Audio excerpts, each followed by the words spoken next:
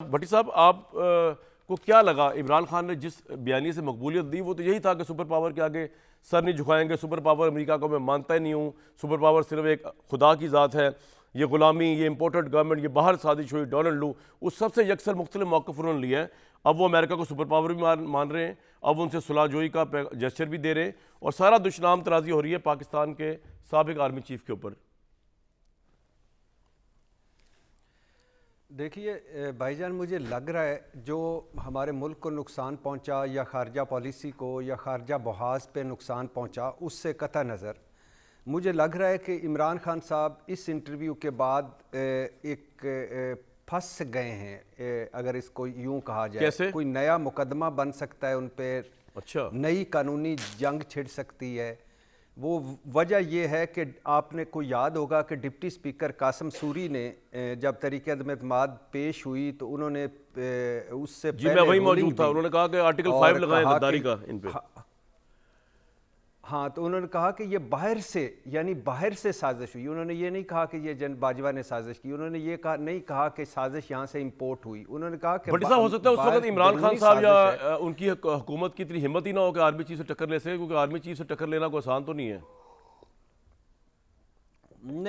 نہیں، وہ یہ بات نہیں ہے۔ یہ اچھا، اگر اس کو بھی مان لیں تو پھر بھی جو میں تو اس پہ کہہ رہا ہوں، جو لکھا ہوا ہے، جو سامنے ہے، جو ڈاکومنٹڈ ہے، اس میں قاسم سوری صاحب کا تھا کہ وہ بیرونی سازش، اور اس پہ پھر وہ آپ کہہ رہے ہیں یہ مقدمہ بن سکتا ہے کہ پارلیمنٹ کو مس لیڈ کیا گیا۔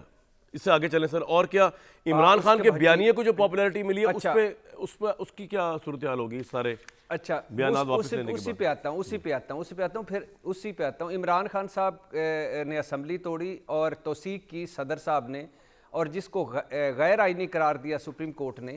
تو اب یہ اگر یہ معاملہ اس طرح کہ وہ بیرونی سازش تھی نہیں، تو یہ سارا عمل جو ہے یہ قانونی جنگ ایک نئی میں بدل سکتا ہے، پہلی بات۔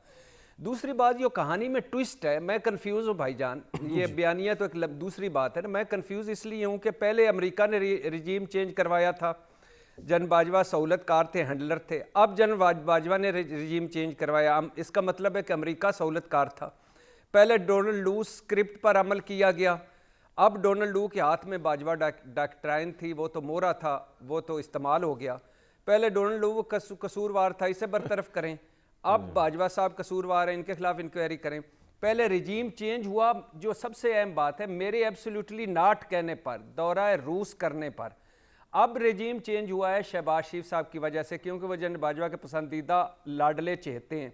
پہلے رجیم چینج سازش امپورٹ ہوئی، اب رجیم چینج سازش ایکسپورٹ ہوئی ہے۔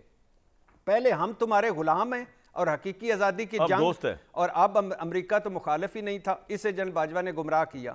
تو اچھا، اس کے ساتھ ساتھ سائفر ایک حقیقت ہے، یہ بھی ساتھ سمجھے۔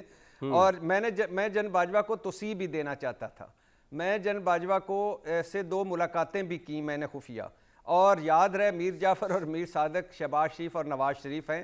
ایک اس پہ بات یہ ہے، اس پہ ایک کسی نے ٹویٹ کیا ہے کہ باجوہ صاحب نے امریکہ کو کہا ہمارا خان اینٹی امریکہ ہے، امریکہ بیوقوف تھا، اس نے مان لیا۔ امریکہ نے پھر ہمارے سفیر سے بولا کہ خان کو نکالو، سفیر نے باجوہ صاحب کو کہا، باجوہ صاحب نے پی ڈی ایم سے کہا، امریکہ نے پی ڈی ایم کو پیسے دیے، اور اس سب میں محسن نقوی سرفہرست تھا، آگے تھا۔ اب یہ جو بیانیہ ہے، اس میں تو اچھا 2-3 چیزیں بڑی، یہ ہوا کیا۔ آپ ہمارے دوست جاوید چودھری صاحب کا جو کالم تھا، اس میں جو دوسری طرف سے آیا اور کہا گیا، اور اس میں کوئی شک نہیں ہے کہ فوج اگر نیوٹرل نہ ہوتی، عمران حکومت کے پیچھے کھڑی رہتی، تو عمران خان آج بھی وزیر اعظم ہوتے۔ اور بلا شبہ مسلم لیگ اور کنکلوڈ کر لیں، میں نے آگے جانا ہے علی نواز امان صاحب کی طرف۔ جی آخری دو جملے۔ شاہد خاقان عباسی، ملک احمد سے شہباز شریف صاحب تک سارے رابطوں میں تھے۔ شاہد خاقان عباسی صاحب کی ناراضگی کی ایک وجہ یہ بھی ہے کہ میں جیل میں تھا، میں بیمار تھا، میں ہسپتال میں تھا، اور میری پارٹی سر پوائنٹ آ گیا آپ کا، رابطوں میں تھی اور مجھے علم نہیں، میرے ساتھ ہی رہیے گا ذرا۔ ہاں، تو آپ نے جو بات پیش کیا نا، اس میں ایک نئی بات ہے، آپ کہہ رہے ہیں کہ کا بھی سلسلہ تھا، چینج آف بیانیہ کے بعد مگر یہ سازش نہیں تھی، یہ فوج نیوٹرل ہوئی، فوج پیچھے سے ہٹی، ایم کیو ایم باپ نے دھڑا بدلا ہوا کا رخ دیکھ کر اور حکومت گر گئی. اب باقی ساری ایک کہانی ہے, اور اس کہانی میں عمران خان مجھے لگ رہا ہے کہ ایک قانونی جنگ میں پھنس گئے. اور آج جو اسلام آباد کی خبریں تھیں وہ یہی تھی کہ شاید حکومت کوئی نیا مقدمہ لے کے جائے سپریم کورٹ اس بیان کو لے کر. بالکل ٹھیک ہے جی.